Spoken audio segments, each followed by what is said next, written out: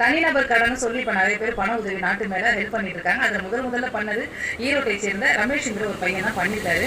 இந்த நாட்டு மேலே உள்ள கடனை கணக்கு பார்த்து ஒரு தனிநபர் கடனை எவ்வளோ வருது, ஒரு நபர் மேலே எவ்வளோ கடன் இருக்குது நாட்டு மேலே அப்படின்னு கணக்கு போட்டதில் ஒரு ஆள் கணக்குப்படி 1,26,108 ரூபாய் 10 லட்சம் கோடி கடன் இருக்குது தமிழ்நாட்டு மேலே, இந்தியா மேலே கிடையாது அப்படின்னு கொடுத்துருக்குறாரு. நிவாரண பணிக்காக உதவியாக கடனை அடைக்கணும்னு சொல்லி நம்ம சிஎம் முதலமைச்சருக்கு அனுப்பியிருக்காரு.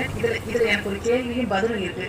தனிநபர் கடன் 1,26,108 ரூபாய் இருந்துச்சுன்னா ஏழை இல்லாத தமிழ்நாடு ஆயிருமே, எப்படி ஆகும்?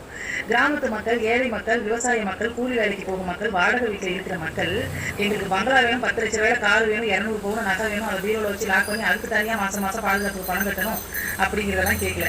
ஒழுகாத வீடு, பாத்ரூம் வசதி, உழைப்புக்கு ஏற்ற ஊதியம் விவசாய மக்களுக்கு இது கிடைக்கிறது இல்லை. இந்த 1,26,108 ரூபாய் இருந்தாலே ஒரு ஷெட்டு போட்டு, ஒரு சீட் போட்டு, ஒரு ஆலோ பிளாக் கல்ல வச்சோ இல்லை ஒரு ஸ்லாப் வச்சோ ஒரு வீடு கட்டிப்பாங்க. ஒழுகாத வீடு வருஷத்துக்கு கீத்து மாற்ற வேண்டிய